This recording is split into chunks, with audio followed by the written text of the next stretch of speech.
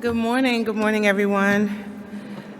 We are right at 12, so we're going to be prompt today and go ahead and get started. So first, I am Buffy Sheard. I'm with the Supplier Accountability Program Office, and I'm honored to be your moderator for today. I do want to express this roundtable is designed specifically for you guys, our partners, CNAs, distributors, suppliers, all of you that are here today. Our goal is to enhance the collaboration that directly translates into our operational excellence and continued business success within the federal marketplace. So we're starting off today with a powerful demonstration of leadership commitment, having the FAST Assistant Commissioner and executives from the AbilityOne Commission, from NIB, Source America here, they all underscore the high level of support for the programs that sustain the mission fulfillment. So now I would like to pass it over to none other than our FAST Assistant Commissioner, Jeff Lau.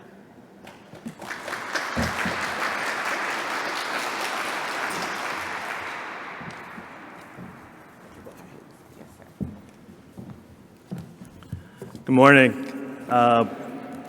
Some familiar faces, lots new to the space, at least for me, so I'm looking forward to connecting with you guys throughout the day or beyond. My name is Jeff Lau. I'm the Assistant Commissioner for the Office of Shared Services Delivery. Prior to this role, I was over General Supplies and Services, which are probably, all of you probably a little bit more familiar with that. Much larger scope now in terms of the space I'm responsible for, but this is absolutely one of the key programs that I'm still involved with, working closely with GSA, AbilityOne, and others. When I think back to my journey kind of leading up to today, over 2 decades ago, I was a contracting specialist, contracting officer, working on office supplies. Many of you are very familiar with that space.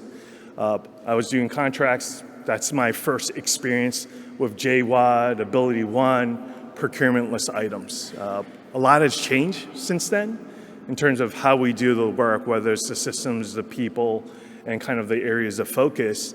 And I think more important than ever, as we lean into this administration's priorities, those things are top of mind. And Buffy talked about collaboration. I think that is more important than ever in terms of what we're trying to do to find a space where we can move forward together to support the folks that you guys are part of your NPAs, continue to support all those folks while adhering to some of the priorities coming down from the administration.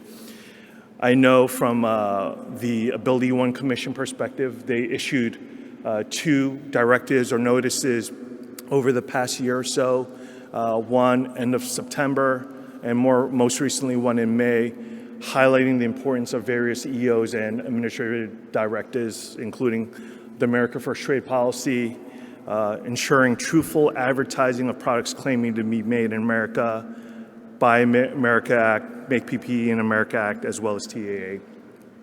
At GSA, we take all of those things very seriously, and we want to make sure we continue to communicate and work with all of you guys in helping execute, ensuring compliance. So over the next couple hours, we're going to have a lot of different sessions focused on some, I would say, administrative type back-end operations. We're continuing to look for opportunities to streamline, to drive efficiency, ultimately deliver to our various stakeholders. We're also looking for feedback. In the back, I was talking to some folks. They flagged some items that are no longer part of my area of responsibility, but still important, right? So looking for a continued kind of dialogue, ensuring that, hey, when you hear something or see something that just doesn't make sense, let us know. We'll track it down. You'll have an opportunity to meet some of my key members of my organization that are heavily involved in this space. Let's keep that communication going, right, as we move forward together. Before we get into the main part of the agenda, I did want to give an opportunity and introduce, no strangers to any of you all, right, but executive leaders in the space that we all work in. So I'll give them an opportunity to come up to give a quick comment or two about what they see as the future as we kind of lean into this in support of the administration. And first, Kim, I see you in the back. Kim is the Executive Director for the U.S. AbilityOne Commission. Up to you if you want to come up. You don't have to. If you want to say a couple words, okay. I see Kim coming.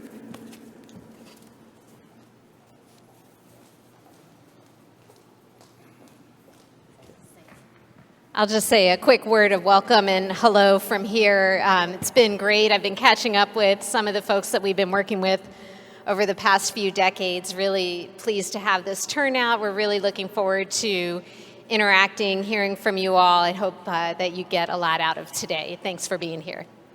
Thank you. Thanks, Kim. I was talking to Soraya. I believe she's actually jumping onto a Hill meeting at noon. But Jeffrey Harding, if you have any comments you want to speak on behalf of NIB. Thank you, Jeff. Good to see everyone. I'm going to channel my best, Soraya.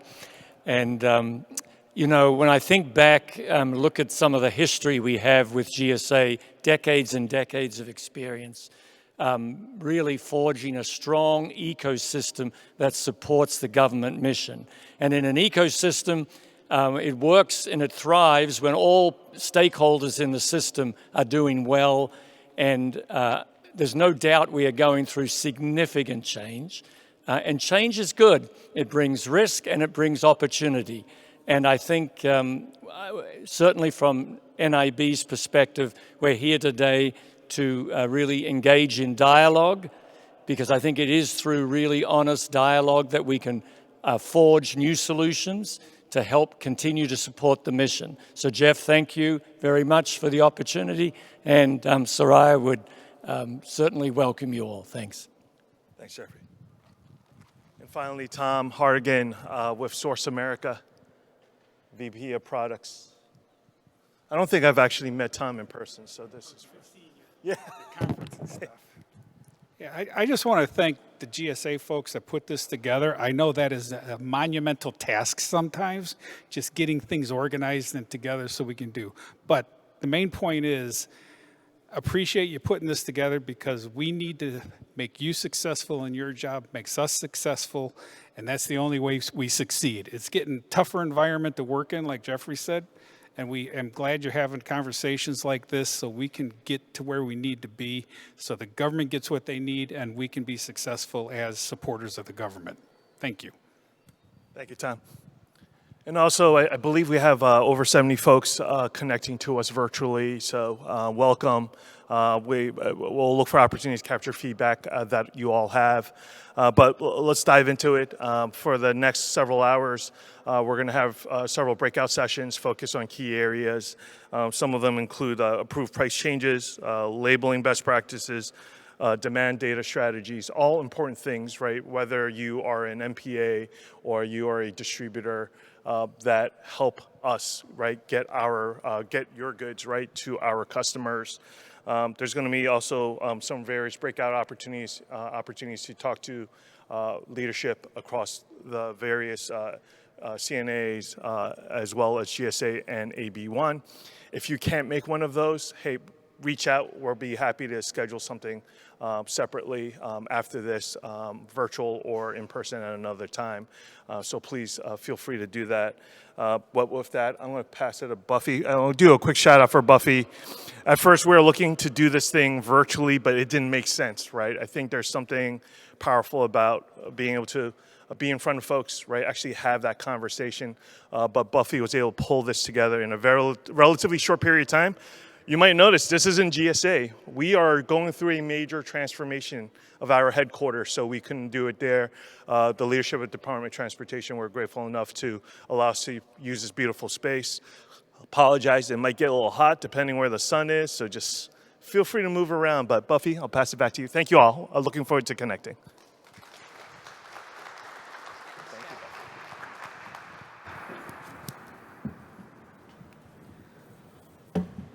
All right, so I am not going to use the handheld microphone, so hopefully you all can hear me just fine.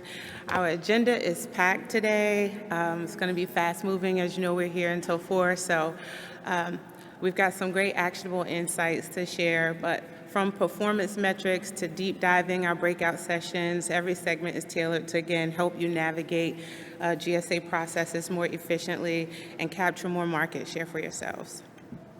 So we aren't just here to talk, we're here to align. By improving customer delivery and standardizing our market understanding, we reduce friction in your sales processes. And when our missions are met, your business can grow.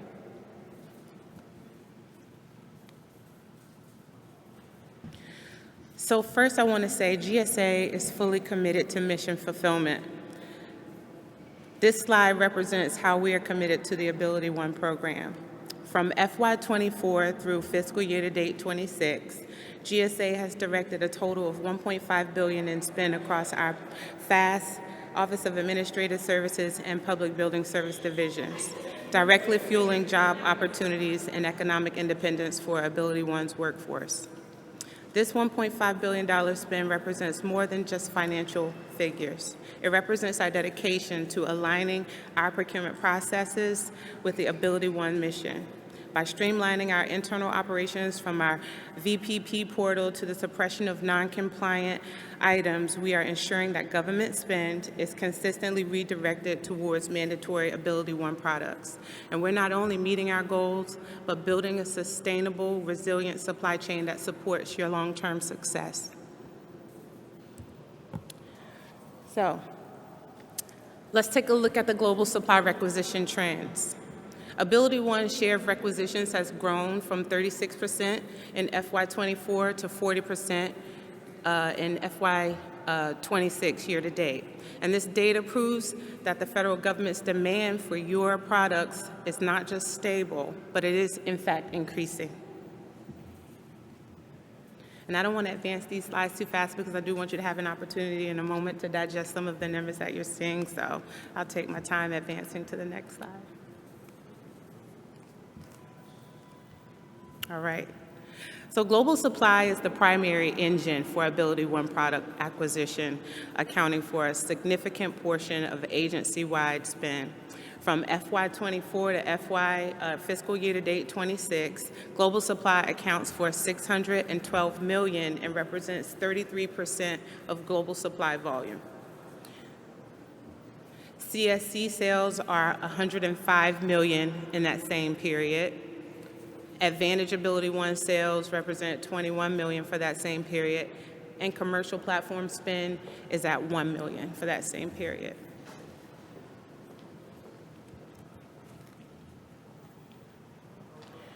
Now, when we take a glance at the NSN set with sales, this slide represents the diverse categories where you can successfully compete and win business through GSA, Advantage, and Global Supply.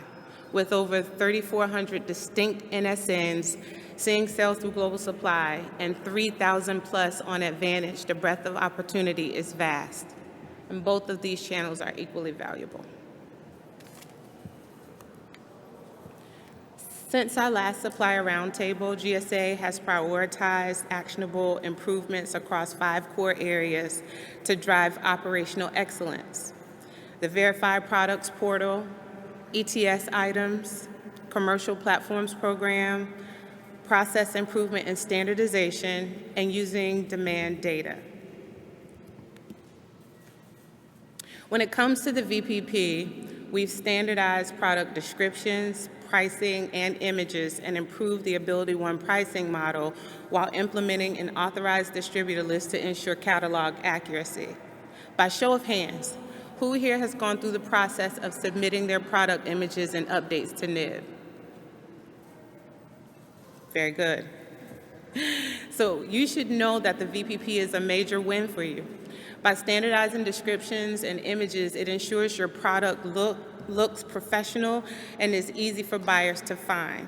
The updated pricing models and authorized distributor lists protect your margins and ensure you aren't being undercut by unauthorized sources. So please continue to keep your products updated with accuracy.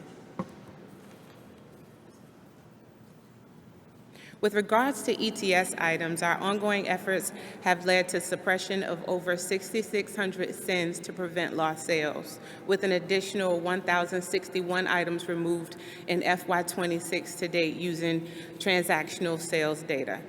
This means that we are actively redirecting government spend away from commercial substitutes and back to the mandatory AbilityOne products, protecting approximately $1.4 million in your potential revenue in FY25.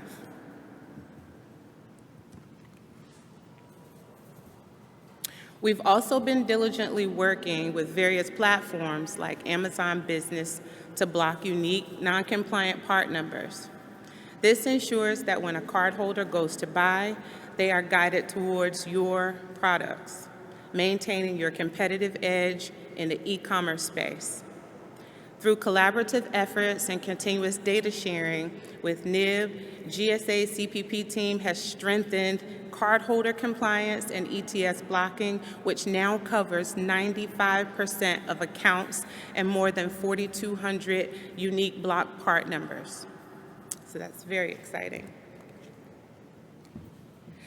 And then there's our process improvement and standardizations that have been made. The FAR overhaul and recent fast reorganization have not just been administrative shifts. They are designed to drive consistent practices across all channels. And to ensure consistency, GSA is committed to education. We have successfully completed fast training cycles as well as an AbilityOne specific training. This ensures that everyone from procurement staff to suppliers is operating with the same knowledge base to reduce errors and confusion. And one of the most compelling metrics of our collective success is the significant reduction in purchase exceptions. Through our improved cross-organizational processes, we reached a milestone of just 46 PEs in FY26, proving that our collaborative approach is yielding a positive impact on operations in our supply chain.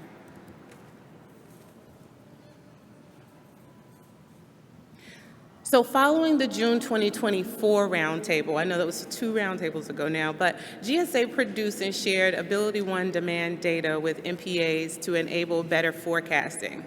Using demand data is one of our most powerful tools, and by sharing actionable sales volume data, we enable you to make smarter decisions about raw materials, machinery, and inventory. And this ultimately reduces your overhead and ensures that you have the right stock in the right locations to meet your customer needs.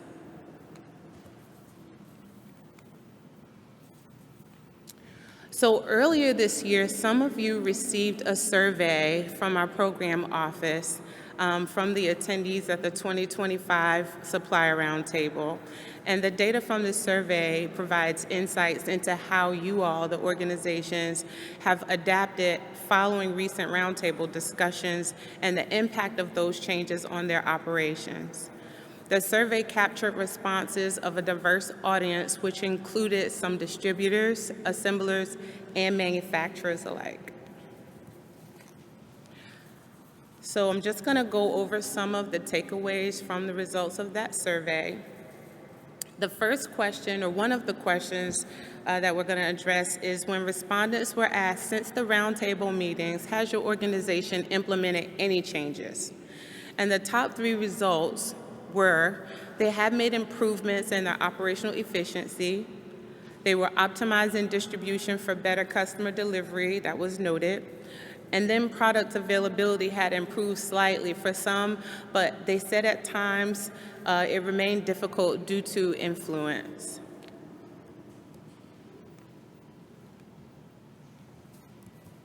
Respondents were also asked to tell us in which areas they were currently facing the greatest operational challenges. And the most selected options were external market conditions, such as when a major wholesaler exits the program, which impacts standard distribution channels. They also indicated access to and the need for actionable demand data. Another comment was challenges in maintaining market competitive pricing, followed by better platforms and tools and processes to mitigate purchase exceptions.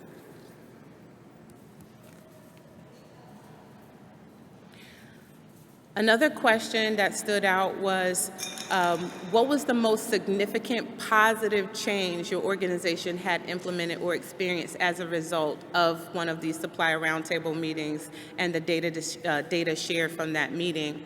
And respondents stated their most positive change was utilizing data better by accessing total sales data has proven to be essential for them.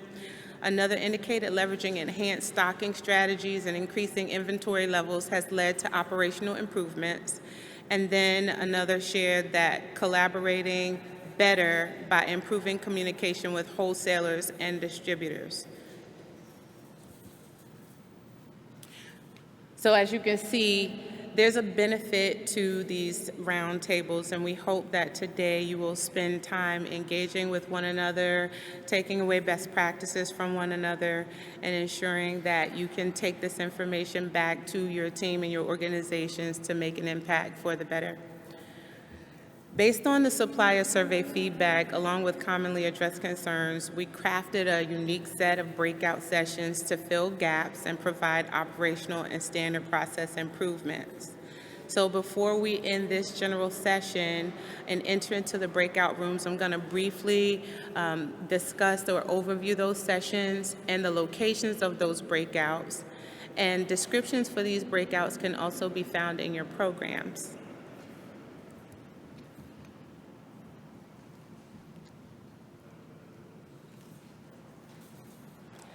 So Session A, Mastering the APC and BCA Process. This is where participants will learn how to better facilitate the APCs, focus on stakeholder collaboration, requirements and validation, and manage timing and expectations. There's also going to be some expectations for business case analysis or BCAs. Additionally, they're going to emphasize the need for them to be data-driven and will detail stakeholder collaboration, validation procedures, and overall timing for BCAs. The session will highlight best practices, address common problems noted from the past 2 years, and clarify the roles of GSA staff involved in the process.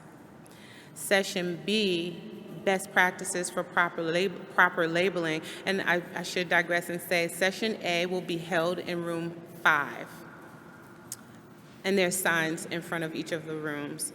Best practices for proper labeling, it will be held in room 6. This session focuses on avoiding frustrated freight and offsets, shipments that experience delays due to inadequate documentation, to ensure contract compliance and maintain customer satisfaction, the importance of mastering military shipping labeling and data, and adhering to MIL Standard 129 packaging standards will be highlighted as well. And then there's Session C, which is the demand data strategies. That will be held in room 7. And this session explores how demand data can serve as a shared source of insight to strengthen supplier alignment, improve product availability, and support more informed business decisions. Demand data leverages transactional purchasing information from multiple federal acquisition channels to reveal buying patterns, product demand, spending trends, and emerging market opportunities. Through real-world examples and live demonstrations of GSA's demand data dashboard, participants will learn how these insights can help stakeholders better understand customer demand, identify growth opportunities, and support a more responsive and collaborative federal supply chain. So these breakout rooms are going to be straight down this hallway, and they will advance to your left down the hallway. You'll see signage for each one. And then on top of that, there's a few housekeeping things that I also want to share. One that I got a last minute note about here before I go on is that if you exit out of the main entrance, you will have to go back through security again. So I just want you to be mindful that you'll have to go back through the screening process if you do exit out of the building. And then if anyone is looking for the restrooms are located straight this way to your left if you walk down this hallway to the left, or in the area where the breakout sessions are, they will also be to your left straight to the rear, okay? And then lastly, for those of you who are scheduled for office hours appointments, which were all scheduled in advance, so thank you for scheduling, all appointments will be held in our Oklahoma room, and a support team will be at the office hours sign to direct you into your appointment at your designated time. If your appointment is during a breakout session, we just ask that you quietly exit and wait adjacent to the office hours sign to be called into your appointment room. And those office hour appointments are also going to be down the hallway and to the left, and you'll see the office hours signage there. I believe that is it. After our last breakout session, which will end at 2:50, we'll return back to the atrium for a leadership panel discussion, and then we will convene the day. Breakout sessions begin at 1. Yes, so there is some open space here for you to continue networking before breakout sessions begin at 1 p.m. Any other questions? All right. Thank you. Oh, well, I want to, did anyone have any questions about the slides that I shared or any of the slides that I presented? Yes, sir.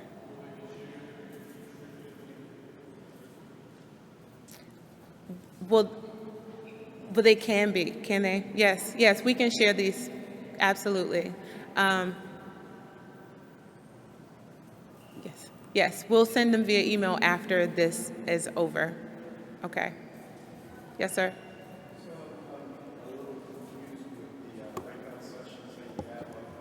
Yes.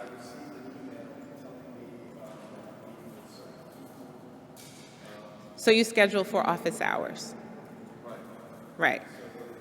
Breakout sessions are what the descriptions that I just described. So there are 3, and I should also kind of communicate, the sessions are running concurrently. So you're welcome to choose the breakout session that you prefer, right? If you are here with more than one person from your company, you can split up if you want, but you'll choose 2 out of 3 unless you have more people to send to each of the breakouts. But those breakout sessions, sir, are being held from 1 to 1:50 and then from 2 to 2:50. Your appointment time is your scheduled appointment time. So if you happen to be in a breakout session, you can leave to go to your appointment. You don't have to miss a breakout session if you have an appointment. You can just, leave as you need.